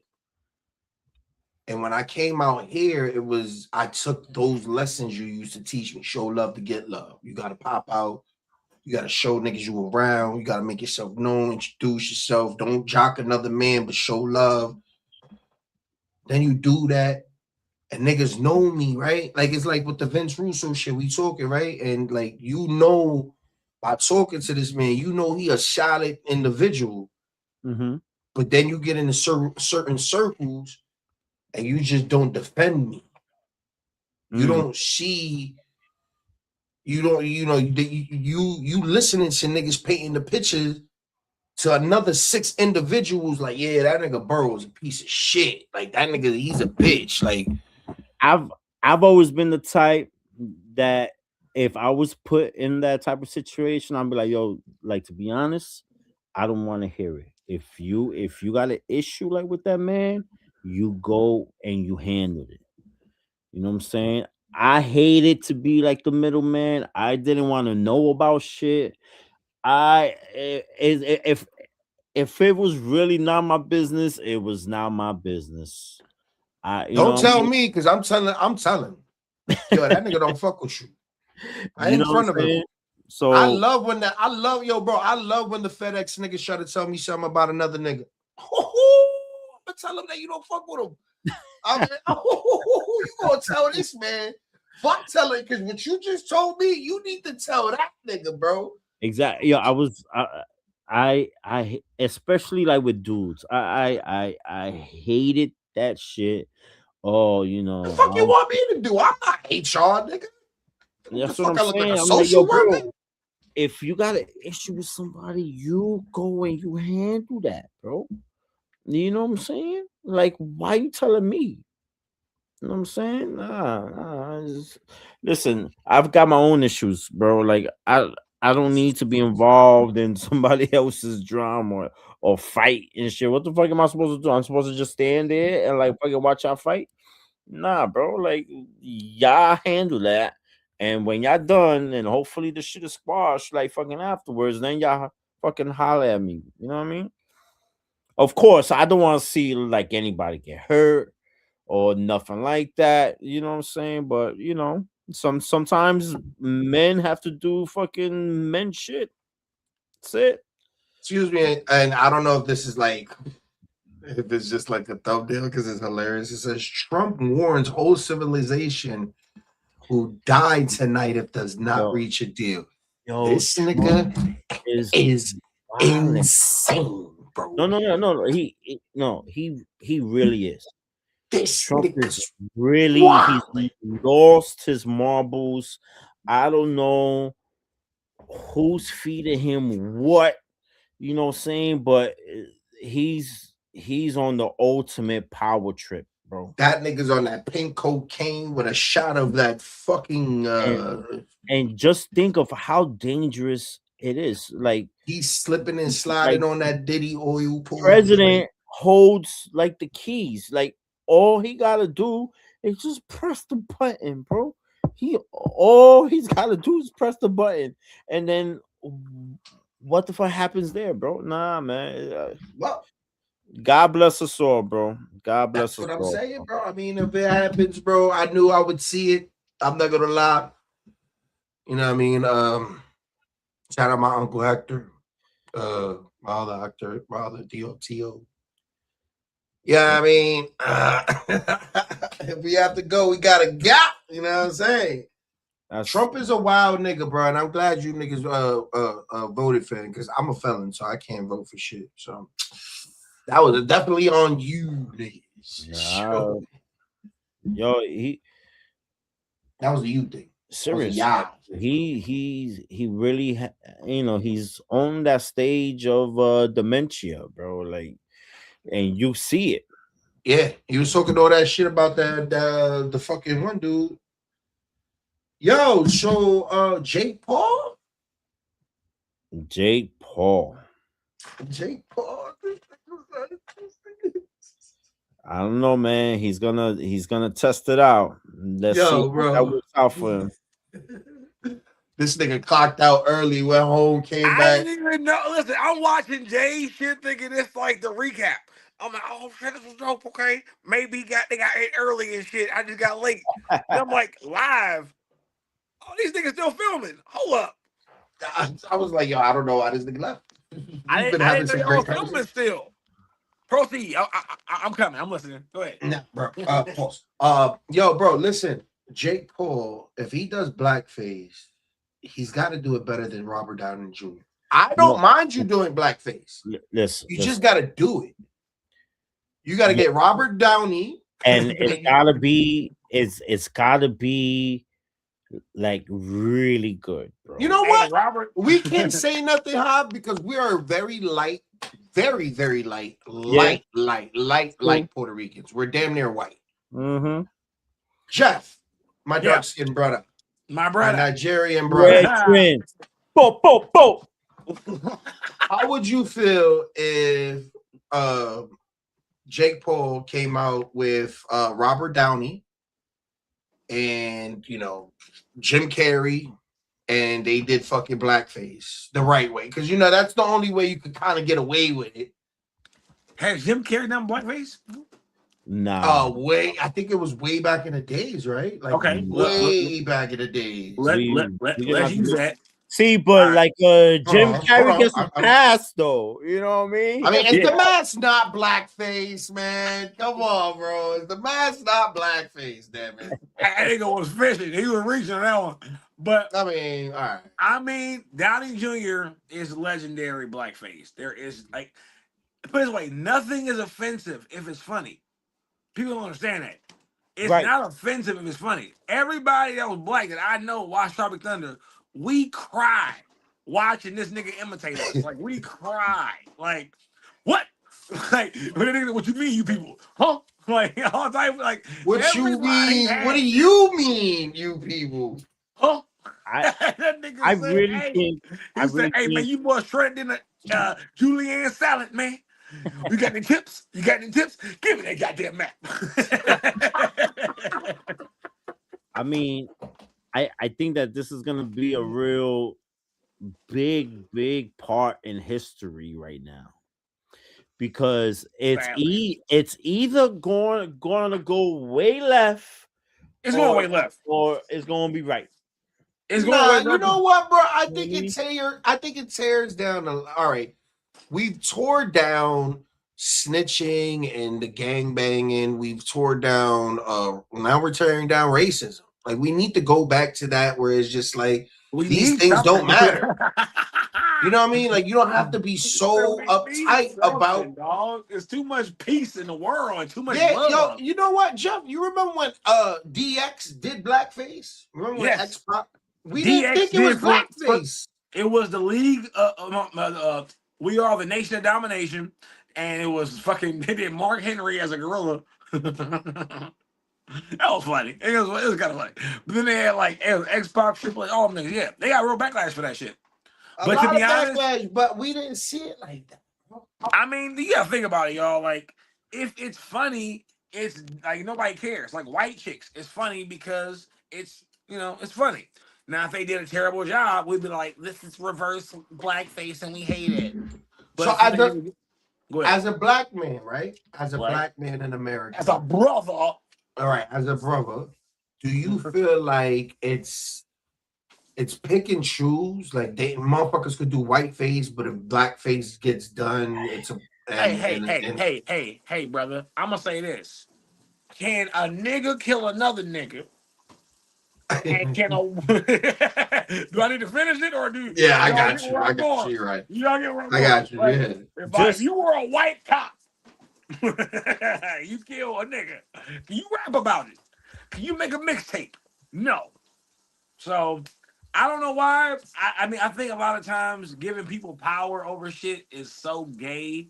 I'm sorry, not like 90s gay, not new gay. Sorry, people. I'm like the 90s gay. Like, oh, that's so gay. That gay. Because like ideally, man, is to be honest, you giving people power. So it's like if you're Irish, there's a word for y'all. If you're Italian, there's a word for y'all. If you Puerto Rican, y'all got a word. We got a word. Africans, African booty scratcher. I mean, the list goes on, guys. We'll be here all day. The point is, if it's funny, we will let that shit ride. So what we gotta do is get funnier transgender gay jokes. That way, them bitches just, you know what I'm saying? It just hit, and now nobody can get offended because it's funny. I just think that if he gets to do it, right, I think it's gonna open up the door to those real like racist motherfuckers. He's not gonna do it. He's not gonna do it. He's gonna do White it. people, they are He's more gonna they do are it. more offended than us, bro. Liberal white people will eat his white ass from Ohio alive. They will be like, you know what? I vote for Obama, and them niggas, they gonna let them people live. So if he do it, I know I saw like the little AI picture. I'm like, okay, cool, that's funny. But if he does the skit, the white people, the gay people, everybody that's like liberal, oh yeah, they gonna make him feel bad about it. And he gonna be like, you know what, to the black community, I'm sorry, I didn't mean to do that. That's after he do it though. He's gonna do it. Yeah, He's gonna do it, bro. I hope he does. I mean, He's gonna. You know why he's gonna do it? For the views, because he knows getting canceled, and then all he has to do is come back and fight Mayweather, and then boom, he's back on. And you know what's funny? He gonna have a plethora of white people like, oh, it ain't fun when a ratty got the gun. Oh, you guys can't take it. I mean, I'm on that side. I'm low key on that side, bro. That's what I'm saying. It's gonna open up the door to the really racist motherfuckers. Because you know why? We all racist, bro. We all racist. They gang up, nigga. It's okay. Racist gang. I feel like we all racist. We all got the racist joke. Like he said, if you name, and we right now go down every fucking race and how they look, and we put up a picture and we sit there for 5 minutes and we smoke a blunt, we're gonna say some shit that is probably gonna be funny within ourselves. That's probably gonna be fucked up. Offensive. It's gonna be offensive. It's gonna be offensive. If it's fun, like he said, if it's funny, it's gonna rock, bro. And it's gonna rock forever, bro. That's all we gotta do is find like mentally challenged jokes and gay jokes, and we there. Cause like, all right, mentally challenged, no, because I used to beat up niggas that was like, everybody can get it, nigga. Anybody can get it. Nah, it's like, yo, mentally, because you know what, they can't I get it. Like there was a lot of like kids that were just like assholes, but it's just like they really can't. I don't know, bro. All right. Man, I'll take that one off the list. but you know what? I Everybody like the else, mentally jokes when they're doing it, because then it's like it's easier to be like, wait, what? you know what I mean? When they're doing the jokes and like, you know, like you ever seen the one dude that he's like all fucked up, like his hands and everything, and he walks on the stage and he's like shit, you know what I mean? Yeah. You know what I mean? He's just talking like, and he knows like he's all fucked up, but he's just making fun of himself. I like that, but because you can laugh at yourself. But See, that's what I'm saying. That's called bias, nigga. You want him to crack jokes on me, but because he got the little bit chicken wing, and he over there like, that's why he laugh. I know you're talking about the white boy. He's like, yeah, because he get to do that. No, you getting these jokes, nigga. Yo. Put some seasoning on, boy. Fuck you talking about? Flour you up, nigga. Put you in some deep fried. No, I'm just playing. Hey, Not, yo. I'm just playing. Nah, man. Yeah, I mean, I feel it. Anybody can get it, bro. Because I definitely was going at I definitely know. a couple handicaps when I was battle rapping, and I did not give a Equal fuck opportunity, about that. nigga. Everybody gets it, bro. Kids, women, children. I don't know what the fuck Scarface was talking about. Because Otherwise, now you're being like, you know what I mean, phobic of whatever. You know, it could be retard phobic, homophobic, whatever it is. Now you being like isolating them. So everybody can get it. You know what I mean? I mean, people are so sensitive. They're so sensitive. They made me sensitive because the other day, a nigga, we were in like a huddle, and the dude said, "I can't say it on the internet because exactly like it's so sensitive." But fuck it, he was like, "Yo, you faggot." I was like, "Damn, like why? Like that's so hard." Hey yo, a New Like, York nigga was offended by that yeah, word. like this is Bro, this is I respect you. this is corporate. Like this is like we're in a facility, my nigga. Like it's. We're at What's work. wrong with you? Like you all got We're at work. like I'm clutching my pearls. Like Yo, y'all are funny, bro. what's wrong with you, bro? Right. Yeah, nah, but I mean, I get it. because I'm sensitive now to certain words. Because y'all made me sensitive to this shit. Like, I'm about to make faggot funny. I don't care what y'all say. You know what I mean? You can't do that though. You can't because it's like, yo, if you do it, you get like monetized or some shit. It's all listen, bro. If you make it, like, put it away, it's like don't look at it after you do it. Like you say it and turn away. That's how you gotta do it. Yeah, Don't but stay, I'm you know what nah I mean? because I'm like, and then look at him. You gotta stare him in the eye. You say it. nigga, like I can't just faggot ass nigga. I want you to know I mean that shit, nigga. You faggot, yeah. But Hey, I'm sensitive to this shit because I feel like when I use the word, you know what? Let me not get monetized. You know, we are using this word too. I'm not gonna say the words, but I'm with you because you're making a valid point. We have a freedom of speech amendment right, y'all. And they tell us that we are in a democracy and this shit is free to speak your mind and freedom of press. The nigga asked you on Facebook, what is on your mind? When you say such things, whether you're being like in a joking manner or not, if you say trigger words, they'll be like, oh, we remove this post. We block your page for 30 days. You can't go live. You be like, bro, all I said was someone just got graped, not the fruit, people. See, you gotta say shit like that now, unalived. But I've been watching Twitter porn. What? Yo, bro, it's like Twitter porn. Every other post now on Facebook, bro.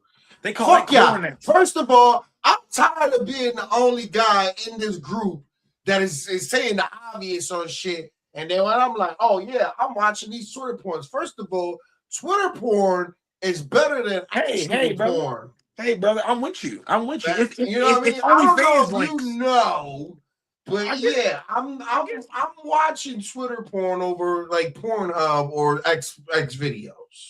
That's because you've already been through those videos.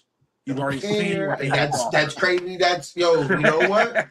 Because I'm picky, so I'm on page 78 by 8:30 before I gotta go to work. So it's difficult, bro. I don't like that one. Don't like that one either. It's difficult, bro. But yeah, bro.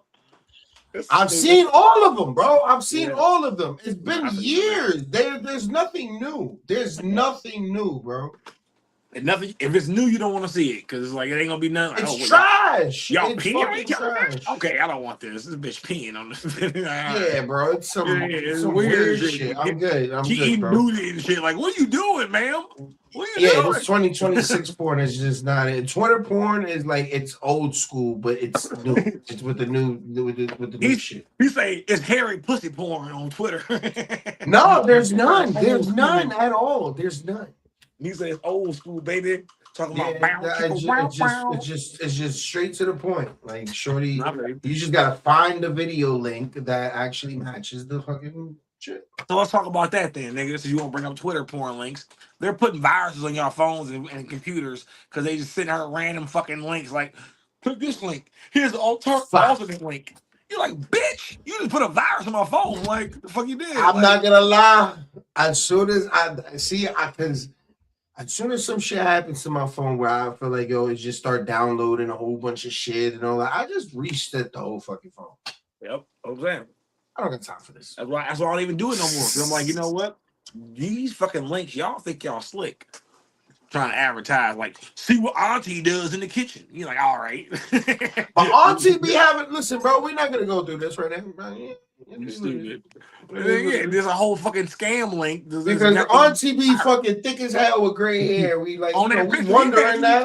Like, they done got your ass.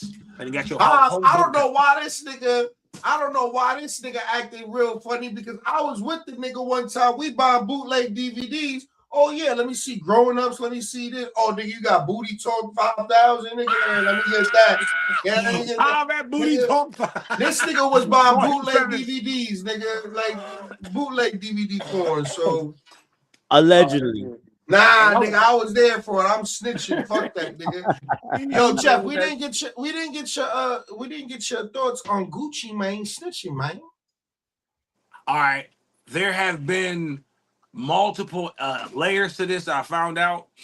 One is possibly he did not snitch, because one of his security guards, two people got robbed alongside him. Both were security guards. The one security guard happens to be an off-duty cop. So they robbed an off-duty police officer. So few people even like finesse 2 times. They were saying like it's likely to believe that the security security guard was the one that reported all of this. You know what I'm saying? Because he got robbed for his weight. Because Gucci Mane immediately after he got robbed was in the crib. So y'all some bitch ass niggas. I ain't going to the police. I ain't going. And his girl in the back like, shut up, like tell him to get off the phone type shit. Like he's still talking shit, like he mad as fuck. So he said he was never going to the police. Then all of a sudden now we got this report, and it looks like somebody else. Possibly, I'm not saying he off the hook, but he might not have been the one to snitch. It might have been his off-duty cop who reported. So if that's the case, he got off the hook. But if not, it's over for Gucci, bro. And he been an informant. I don't care what nobody say, bro. The new 1017 has, if you're dead or in jail, you're either dead or in jail if you're signing them. And okay. Big Star was Pooh Shicey's cousin. He was on signing Gucci Mane. He died while Pooh Shicey was in jail. Pooh Shicey lost $25 million to Gucci Mane while he was in jail the first time. I can only imagine how much money he about to make this time off that boy, because you can't sign under distress. So put it away. If it was me and you niggas ever robbed me, all right, I ain't keeping shit in the streets. I'm doing what Gucci Mane did, and I'm snitching. Nigga, it's a couple million. Yo, bro, you think I'm going to let a couple million? You think I'm going to let $23 million walk away, nigga? 25 We are million. corporate at this point, nigga. There is no more streets, nigga. I am in the building. Nigga, fuck million. What you talking about. 25 fucking million, dog. You think I'm going to let you walk, nigga? This is death row, pussy. Bars. What is you talking about, bro? I'm behind him saying this. I'm like, yeah, nigga. Nigga, listen, bro. I get to a certain point that we gotta keep, like our morals and shit. That shit got out the motherfucking door once I built an empire on getting fucking rich. Once I made $25 million off your music while you was in prison, bro. 25 million niggas want to talk about snitching, nigga. You think I give a fuck about your street code? You think I give a fuck about your nicks and dimes? You think I give a fuck about you niggas that's talking about I give a fuck about your respect? That you're gonna snitch anyways? Yes, I was a street nigga before. I changed my ways. That nigga, he did it. Him. Listen, the feds got a 90% conviction rate. Everywhere I go in America, this whole no snitch shit is crazy because since slavery, niggas been snitching on niggas. I don't know what the fuck y'all talking about. Wake the fuck up and stop being a pawn. If a nigga tell you don't snitch, that's because he's gonna snitch on you first. When they pull him aside, they gonna give him the plea deal because he gonna be like, listen, I'll tell you everything. Cause your dumb ass gonna be in that bitch like, I ain't saying shit, nigga. That is the stupidest shit ever, bro. Listen, bro, I'm snitching because you know why? I'm snitching. First of all, in jail, it's way worse. Kill me, nigga, kill me. Do your worst. I don't want to go to jail because guess what? I got to fight in there too. So if you're gonna beat my ass, fuck it. I get to go home. Nigga, I'm not going to jail. You snitch on me, and I gotta fight every day in jail and possibly die in jail. Tory Lanez? Free. You about to Tory Lanez me in prison? No. Imagine a nigga say, yo, bro, I'm gonna let $25 million whoop because fucking I don't want to snitch. First off, no. You saying 25 mil, that was while he was in prison. Once he came out and dropped FDO and this new little mixtape shit, and he got all this little buzz because he came out of jail, I don't know how much Gucci done made in the last few months since he been home. I don't know how much. If I signed you and you was like, yeah, but I want to renegotiate my contract or some shit. And then I'm like, yeah, bro, but like everything that I did for you and blah, blah, and da, da, da, da.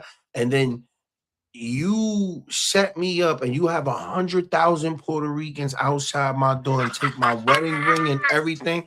I don't give a fuck anymore. You're going to jail, my boy. You're going to jail, bro. Like, I do not care. You're going to jail. You play gangster. Now you gotta play that to the whole time. We'll be right, bro. Together we got a whole group called Nigga, I Swear to Tell the Truth. That's the album. The whole truth and nothing but the truth. That nigga did it, bro. What? I'm a businessman worth millions. Boy, y'all stop playing. We are not in the streets no more. And you just robbed me. You made me sign a contract in distress. That's like me putting a gun in your head saying, hey, man, transfer me this money, yo. Transfer this money at your bank account to me. I think basically. That there's just a lot of layers of this story that Jay a gangster. At the end of the day, I get where he's going with it, but it's a lot of layers. But at the end of the day, it's money involved, bro. Millions. It's always about money, bro. That's top layer though. That's the only layer that matters. And then Hav, it's not only about money, my nigga. It's about the respect and how you already fucked me over because now you either robbed me and now either way I'm a snitch. So you done fucked up all of the street cred for me. Either nigga you robbed me, so the myth of Gucci Mane is dead. There's no more yellow anything, nigga. But think about it. But that myth hasn't been around since that nigga went to jail and lost that gut. Facts. Since he got cloned. He was a clone for like the last 10 years. He been a clone. I mean, he's up in his. He's about to be 50 years old. He's coming to Columbus or he's coming somewhere like Detroit. He has a trap orchestra. Like there's a trap orchestra. I think after a certain age, that street shit, it goes out the fucking window. All these niggas snitch, bro. if you a rich nigga, right? If you a rich nigga, you're gonna get into a situation where you have to cooperate with some type of law enforcement. That's it. I mean, Because you want to know why? Because either you're gonna have to pay them and have them on your side. mhm. So basically, you got to give them something to get something. You don't just get to walk around and do what you want and get away with it. No, you have to give to get. Yeah. So with the lifestyle, I'm sure there's a lot of transition of information, money, All right. So and opportunities. Pooh Shiesty is what? He's 20. 25, 24. 24, 20 25. fucking 4 years old. So right now, he just did a bit, right? He just did a bit. Was he Great. out? Was he out like on for parole? Yes. Or Yes. like all right. So I mean, FDO. He out. he's gonna do another 20. Uno out. Bro, that's kidnapping because like you don't have to transport a body for it to be kidnapping. As long as I'm holding you against your will. That's Right. fucking kidnapping. That's kidnapping. That's a No, kidnapping charge. no. Kidnapping. I mean, yeah, but Yeah. kidnapping is literally me taking you from this room to that room. Yes. Sorry. Yes. You don't have to leave. You don't have to leave the building. But if I hold you against your will, so even if I say, "Hey, Burrow, let me talk to you right here in this room, right here." Cool. We start talking. Once we start talking, once I don't allow you to leave, you are technically a hostage. That's kidnapping. And that's a mandatory charge. And like rip. it's not even state. That's federal. The federal, bro. involved. Yeah. Kidnapping is one of those charges that when they put it on you, it sounds way worse than it actually is. Because I done ran into so many niggas with kidnapping, and it was just a year probation. Bro, assault can be literally verbally. Me telling you, I'm gonna beat your ass. Yeah. If you're a smart person and you got a little extra $100, a couple $100, you can go downtown and put a charge on me and tell them your charge is I threaten you. So he's gonna be charged with what? With kidnapping. Alexa, guns. what is all Pooh Shiesty's charges? Possession. It's four charges. It's of firearms, being around people also. So he can charge with that too because he brought his dad. He brought up because dad's a felon too. So he brought other felons who also shouldn't have guns. They all had guns. Oh yeah, he's finished. He's cool. And they're looking at him as the leader. Like a gang, like in like yes. a hand. Yes. Oh yeah, he's never coming home. Yeah, if it had been him and his dad or him and his, you know what I'm saying, like one other person, because Gucci Mane had two people with him. That nigga ain't never coming home, bro. Yeah, he never that coming nigga's home. He's a certified fuck up. And you as a dad, right? Crazy. And you know how this is gonna go down, and you let it go down? No. To be honest, he was against it.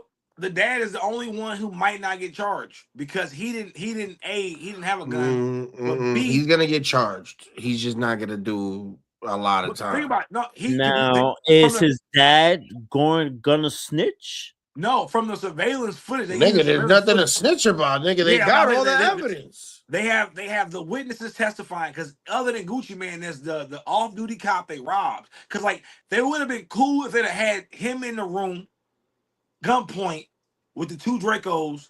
Like, hey, bitch, nigga, sign this contract. He signs it. Because his dad went to Staples that morning, got a contract printed up, probably from AI or from fucking online, but a release of terms and conditions. He got that printed up at Staples in whatever city Dallas, Texas. It was in Dallas. So from there, he's like, yo, meet me at the studio, blah, blah, blah. Gucci meets him there, talking about their deal, talk about this deal shit. Like, clearly he know him, he upset. Gucci brings 2 security guards with him. Gucci Mane, who's, I'm sorry to say it, nobody believes me, but since the state versus Roderick Davis, he's been probably a CI. I won't be honest. I don't have any proof, allegedly, but He's probably a CI because that's what they do with Ti. Like if you're a big time rapper and we let you go, it's because we want you to get us information. We want you to bring us more niggas. Like bring us more bodies or bring us Yeah, information. let go the big fish, got a whole bunch of smoke. Ti Yeah. had guns. He's a 7-time felon. A 7-time. You shouldn't even be free, first off. But the fact that it is having as many guns as Ti had federally, bro, Ti was supposed to be out of here. And Ti got 1 year. Prime example. Now you're back on the streets to be a, you know what I'm saying? To be ears for us, to be a nigga. Hey, what's going on with this Young Thug shit? Well, I say everything. I'm just kidding. I'm allegedly, y'all. But whatever. Back to my point. So from there, this nigga Pooh Shiesty, I mean Gucci Man happened to have a off-duty police officer as a security guard. Smart move. But by doing that, the other people was with him, they robbed the two people with him too. So they got Gucci Man for his wedding ring, his watch, and some money in his pocket, and some other shit. And they made the other niggas like, yo, same shit, nigga. Give me whatever you got on me, phone, all that, just this stupid shit. Memphis niggas shit, you know what I'm saying? And they some real Memphis niggas, not they ain't playing. And them boys took their shit and left. That's why I say I don't think Gucci Man's told. I think it might have been one of those two other witnesses. They got robbed. But either way. All right. Well, we're about to push the 2-minute mark, 2-hour mark. I want to ask you guys a quick question before we leave. And this is just recent.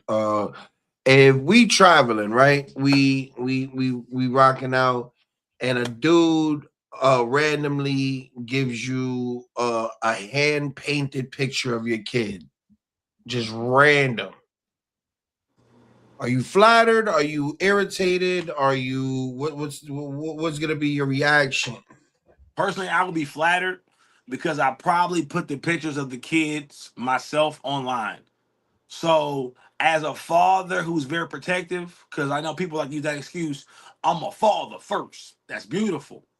A lot of famous niggas' kids, I don't know how they look. You dig what I'm talking about? I can't get no pictures of them from their IG, from their TikToks, from their Snapchats, or nothing. So, if you are that protective of your kids, whoo, I got you. And then the nigga finds a picture of your kids somehow, some way. Now we got a problem. And I get you.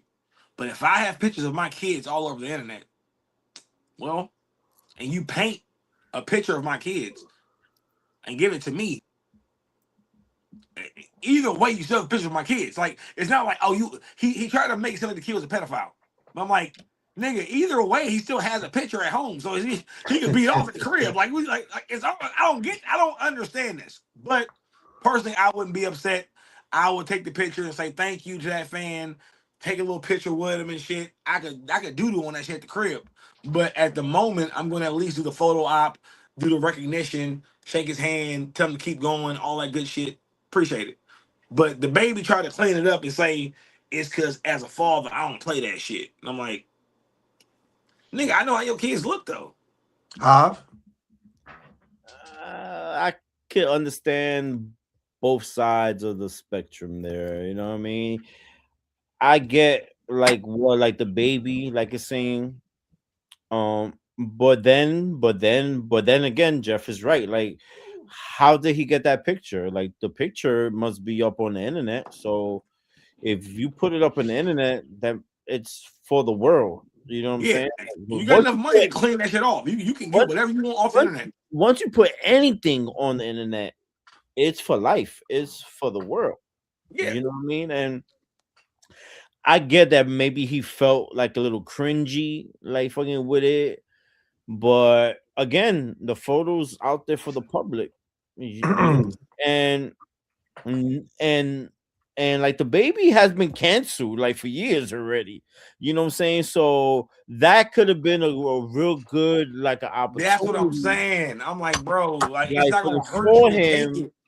to try to get some of that back. So now like instead he turns another like a situation more worse than what it actually is. Because the baby got a couple dope songs out right now. So he was getting back in the traction of having little radio hits. He's a good artist. He's a great artist, actually. He's pretty good at what he does.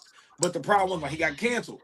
So now you need any PR attempts of being a regular person. Because the reason why he got canceled was he was beating up niggas with a security guard at shows and shit, pushing bitches in the face and doing all type of like real, gangster shit. So it was like, hey, bro, just take the painting, give it to somebody in your entourage, walk on stage, do your thing. Y'all throw it away when y'all get back in the green room or some shit. I don't fucking know. But you know what I'm saying? Yeah, Make the no, PR move. I Well, get it. I just, here's the thing with this. be, Um, because he did turn, he was walking and he turned around for at least 5 seconds and actually looked at it, and he didn't do nothing. He just kept walking.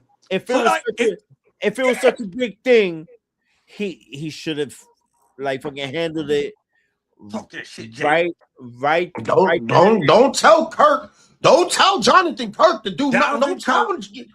It's them Jonathan niggas. They got problems. It's the Jonathan niggas. All right. Well, here's the thing, right? Here's my take on this, right? And this is dead ass because I understand fully. Jim Jones ruined my life because no, and this is why. Because these rappers are so fucking tough. They're so tough to be cool. Like that was an opportunity to get even more PR and like you said, show yourself as being a human and just making a moment of what's just being like, yo, you know what? Like Vince Russo is probably one of my favorite people, and he probably doesn't give a fuck about us. He doesn't, he probably doesn't even remember anything about our conversation. But for that hour he was talking to me, I felt like he was talking to me, like with his job. Exactly. So like I'm just, I don't know, man. I just from one Jonathan to another. What words would you give him? Just be humble, because like the reason I say Jim Jones ruined my life was because Jim Jones was always so tough. I always wanted to be like Jim Jones. So having a good time with my brother, I always had to be on point, because it was like, yo, who wanted to get stomped the fuck out? I'm really built like that, bro. I don't want to fight. Yeah, like, it you hurts want when to have I a hit good the time floor. too. Yeah, I want to have a good time, but I'm so miserable because I gotta play tough. You don't have You to. know what I mean? It's just roles we accept. It's a New York thing. It's a mentality. So now there's a lot of guys that are gonna be like that. They're not gonna take certain things because they feel a certain way because another man will feel that way. I didn't enjoy a lot of parties because I felt like I had to look tough in the cameras, and the shit that I said had to be slick. You know what I mean? The shit, you know what I mean? I couldn't just talk regular like how we talk now. I could have just talked in the cameras. I'm a cool ass nigga when I'm talking to, but I used to be like, nigga, I'll smack your nose off, nigga. Fuck out of here with that gazy shit. Like, nigga, what the fuck you talking about, blah? You know what I mean? And niggas don't understand what the fuck I just said, bro. Like, what the fuck? And that was because of the influence that these people have. Like, you're too tough. Listen, man, God, like Vince Russo was talking about, he be exposing celebrities and he be bringing them down in front of y'all faces to show y'all like these niggas still shit, piss, bleed, and fucking die like we do, bro. Like, and that's the thing about, you said, being humble in life, no matter how good you are, no matter how rich you are, no matter where you at in life, man, will save you. Not just like with people, and not just being PR type shit, just be cool, but it's like you will be like, damn, like I get to see the actual genuine sides of real people. Cause like a lot of niggas get the Burrow act. They get the kayfabe of Burrow because they're not genuine. Real recognize real. So if a person's being real, you can see that person and be like, my nigga, I see you. You ain't even gotta put that character on with me. You're Jonathan. You my nigga Johnny. What's up, Johnny? You know what I'm saying? I'm Chris. And that's the beauty of being a celebrity or influencer, is the goal to be like niggas like Vince Russo, to be like, hey, yo, I'm famous. I'm on this platform. We popping, we busting. Nah, bro, I'm not perfect either, nigga. I'm still working on it. I'm still figuring it out. I'm still, you know what I'm saying? These niggas have a perception of, it's a God complex. And I get it. It's like, well, I'm trying to be a rapper. That's what you got to do to be a rapper. And like, if that's how you know the devil, he's like, that devil all over that industry. Like, he's like with the WWF. I'm like, yeah. I'm like, nah, bro, because that's Yeah, it's I like, think it's every industry, bro. Like, because yes, you're you right. know, Yeah, you're right. If it's money being made in that industry, no matter if it's a church, even the church, yeah, money because being made there. you're worshiping, you know, like whether it's the title, the money, you know, the Status, lifestyle, the status, yeah, yeah. the status. You do a lot, you know, over, you know, Get the what's right. title. I will fuck you over to get what everybody feels like is the real thing, just to know when I get it, it really I don't means like nothing. it. I don't want it. Yeah, And I'm it's looking at too all the much to dead even hold. bodies. Like niggas don't understand, bro. When I held that crown for that year and a half on that Clash battle stage, bro, it took a lot of fucking balls to Yeah. walk the streets and be the champion of a fucking organization of Yeah. rappers, bro. Who are Because from here every too. rapper wants to come at your neck. You don't know these niggas. You don't know of these niggas, but they know everything about you, and they want to come for your neck for absolutely no reason because you the top nigga. That's it. Yeah, it sucked bad, bro. You know what But I it mean? takes, So like you said, man, it takes one nigga to be that outcast, man. It takes one nigga to be like, hey, bro, I'm gonna just be different, bro. And y'all niggas can call me a hoe ass nigga, call me soft, look at me weird, not fuck with me. I'm gonna just outwork you. I'm gonna just be better than you. I'm gonna just like, you know what I'm saying? Like, I'm gonna always just do my thing the best to my ability. I don't even look what other niggas doing, other than to give them, hey, my nigga, congratulations. But all he had with that moment, because he's he's like a world renowned painter too. Like he's done like a lot of celebrity pieces for like a lot of people. So yeah, like the bait, like so him, he always does it. He doesn't want like money or nothing. Like the camera that filmed that wasn't even his camera. It was literally like somebody else's entourage. You know what I'm saying? Like somebody was just filming the baby walk through the club, and they caught that shit. You know what I'm saying? And then from there they made that clip go viral. So the dude was just genuinely being like, "Hey, I'm giving you this gift type shit." But lesson learned for him too. You know what I'm saying? Because your gifts are from God, and if a nigga is serving the devil, he ain't gonna appreciate it. You know what I'm saying? So you gotta just have better discernment. You can't just be a groupie for everybody that's coming into town that's a celebrity. Let me work with this nigga because he coming in. Like, all right, bet. Like I gotta pick AKA and stop choose. sucking dick, bro. Like y'all niggas out there, stop sucking dick, bro. Y'all niggas be weird. Like literally and figuratively. Y'all niggas figuratively. Like you heard me, bro? Figuratively. Yeah, bro. Like yo, y'all niggas really like stop sucking dick for clout. Stop actually sucking dick just to get where you niggas need to be and go master a trait, nigga. Go master your fucking craft. Go be a better fucking rapper. Go be a Yeah, better fucking whatever the fuck you doing. better And person. stop trying to sleep your way with these fucking white men to the top, bro. You Bars. fucking horny bastards. You horny frogs. You fucking horny bastards. Anyways, man, this is not for the week podcast, but we podcast about shit throughout the week. I appreciate you motherfuckers every fucking week. And this was a great fucking interview. This was a great 2 hours. We've never done a 2 hour show, so special edition today. Much love. That's pretty much it, man. I'm out of here, man. We out of here. Peace, man. Peace. All right, man. All of our information is in the bio. We'll check y'all niggas later. All right. One on it. Sexy sounds and top music. Bro, Loach.